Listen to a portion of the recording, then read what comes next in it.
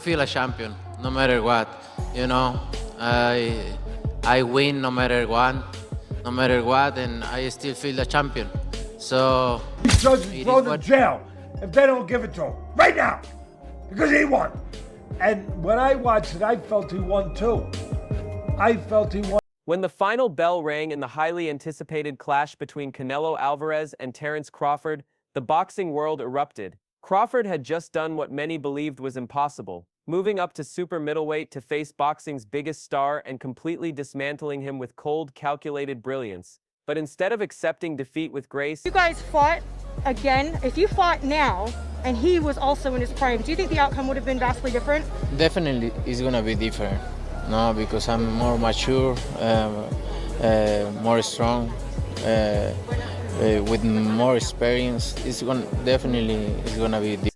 Canelo lashed out in frustration. He accused the judges of fixing the fight, claimed he was robbed, and painted himself as a victim of politics rather than performance. The truth? Those scorecards didn't show bias. They reflected dominance. Crawford controlled the pace, dictated the rhythm, and showcased the sharper skill set from start to finish. What's the goal? It's changed a little bit. You know, I try, but he started asking for other things and this and that and make everything hard for me. And then, you know, I think the best. Finish. Canelo's post-fight outburst wasn't about injustice. It was about being outclassed. His pride had been shattered, and no rematch or hypothetical prime version of himself could erase what Crawford exposed that night. The harsh reality is simple. Experience, power, and reputation mean nothing when the skill gap is this wide. Crawford proved he was operating. Reality is can the state call for an immediate rematch? I don't believe they can, the commission. It's really up to the governing body. I mean, you know, the commission can overturn a decision or rule on a decision, but can they order a rematch? That really has to come. Operating on a higher level, and Canelo's excuses only highlighted the painful truth. Even Canelo's longtime promoter Eddie Hearn tried to cushion the blow. He insisted the fight was very close and even flirted with the word robbery. But let's not kid ourselves. Hearn's comments weren't analysis. They were damage control, a desperate attempt to protect Canelo's pride and public image. Just my opinion. I've got no horse in the race. It's like there's no agenda for me. I'm just telling you what I saw and felt at ringside, which was a very close fight. Ringside, Hearn doubled down, claiming neutrality, but anyone who truly watched the fight knew otherwise. Crawford's timing, accuracy, and ring IQ dismantled Canelo's usual weapons. Yes, Alvarez had moments, but moments don't win world championships. Sustained dominance. But the ringside judges, they don't make things up. You know, they allegedly got the best of the best to referee and to judge that fight. So 3 judges, one can't get it wrong. One could possibly get it wrong, but the other 2 didn't. And Crawford delivered that over 12 rounds. Former cruiserweight champion Johnny Nelson didn't mince words. He cut straight to the heart of Canelo's reaction. This wasn't just about losing a fight. It was about losing an image. Canelo built his career on intimidation and a reputation for being untouchable. In a fight, never mind a world title fight, when you're losing a fight, full stop, you know, the best thing to do is to dry your tears and crack on. You know, you got to man up.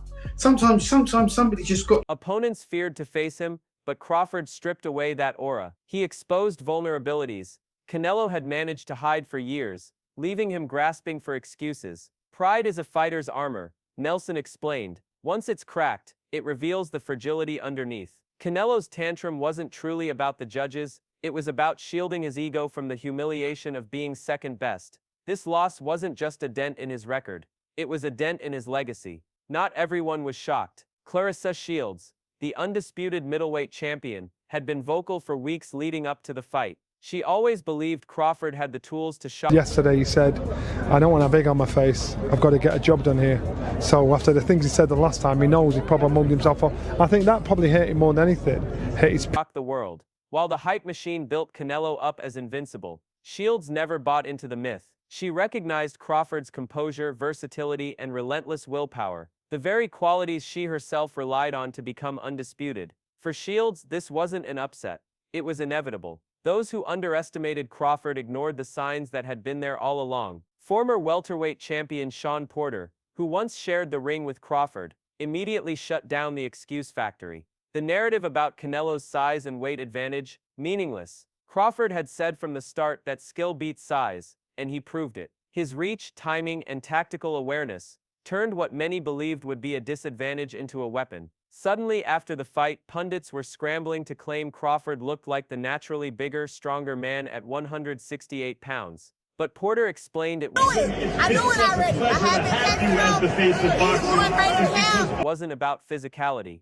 It was about brains over brawn. Crawford's conditioning, adaptability, and razor-sharp strategy neutralized Canelo's power. Excuses about weight don't fly, Porter said. The better fighter won, period. Veteran trainer and analyst Teddy Atlas, with 5 decades in the sport, saw it clearly. Crawford's dominance should have been beyond question, yet some judges still scored it closer than reality. Atlas warned that had Crawford been anything less than clinical, boxing fans might have been robbed of the truth. And that's exactly why Atlas has no interest in a rematch. Not because it wouldn't sell, it absolutely would, but because it's unnecessary. The gulf between these two fighters was exposed for all to see. A second fight wouldn't change the outcome. It would only problem, the size. Stop talking about it. It takes you guys waiting until you see weigh-in day and the day before the weigh-in, and somehow you're now seeing that he's an inch or two taller than Canelo, and somehow now you're considering his reach, and somehow now you're considering, oh, he weighed in at 165, and you know, oh, he's been hitting the weights like Sean said. Yeah. The weight's not an issue. The reason why the weight's not an issue is because most welterweights are middleweights that cut down to welterweight.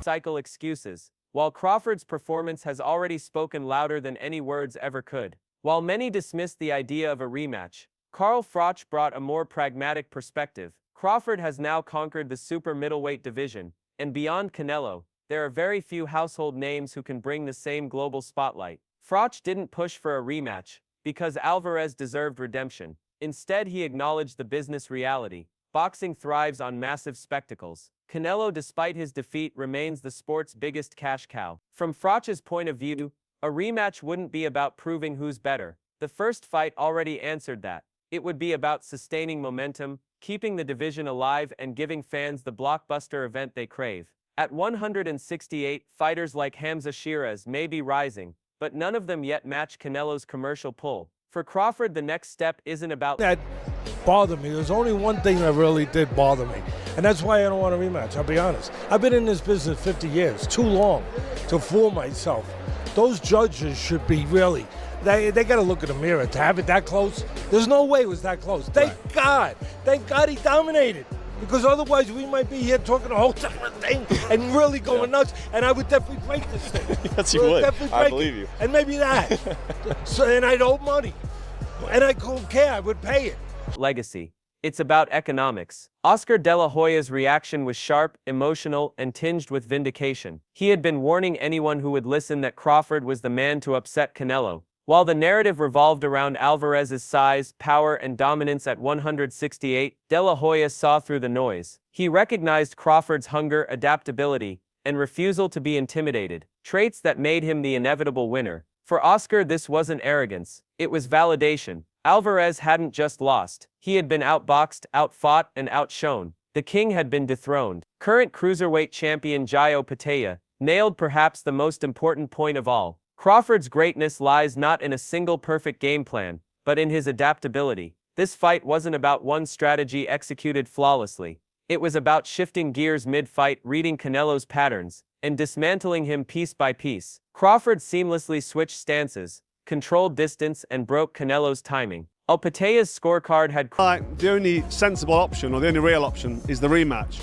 And that's the same for Terence Crawford. Terence Crawford's now 168 pounds. Who does he fight? Who does he go for next? It's difficult. There's no other real big names. I mean, there's a kid in England called Hamza Shiraz who's tapping on the door for something big. And Crawford comfortably ahead, reflecting what most honest observers saw. Canelo wasn't just beaten, he was solved. His rhythm was disrupted, his pride dismantled, and his reputation stripped away beneath the noise of excuses and rematch talk. This fight was bigger than belts. It was about legacy. Crawford walked into hostile territory, silenced the doubters, and dismantled the aura of boxing's most marketable star. His victory cements him as the pound-for-pound king, a generational fighter who proves that size, reputation, and hype mean nothing against pure skill. For Canelo, however, the loss raises uncomfortable questions. Has his era of dominance ended? Can he reinvent himself and evolve as a fighter? Or will his legacy forever carry the stain of being exposed on the biggest stage? A rematch would sell millions, but would it bring clarity, or simply deliver another showcase of Crawford's brilliance? Canelo's post-fight tantrum. I told you, motherfuckers. What did you just watch? I only speak the facts.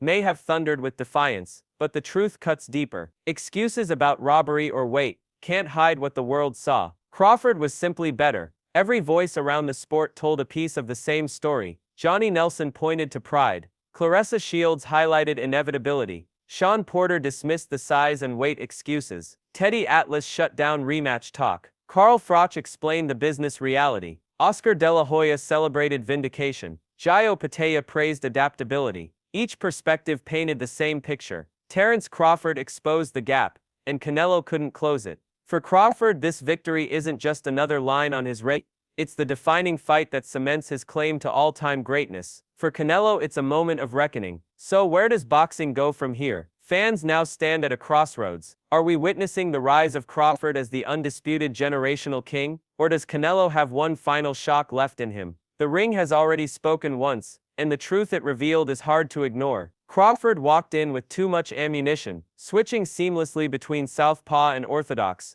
controlling the fight from the back foot or pressing forward when needed. That adaptability is what separates great fighters from legends. This fight wasn't about belts, it was about legacy. Crawford has proven that pure skill can conquer size, hype, and reputation. For Canelo, the questions remain. Can he rise again? Or is this the beginning of the end of his reign? A rematch might bring money, but will it bring answers? Or just another night of Crawford's dominance? What do you think? Does Crawford's reign continue, or does Canelo somehow shock the world?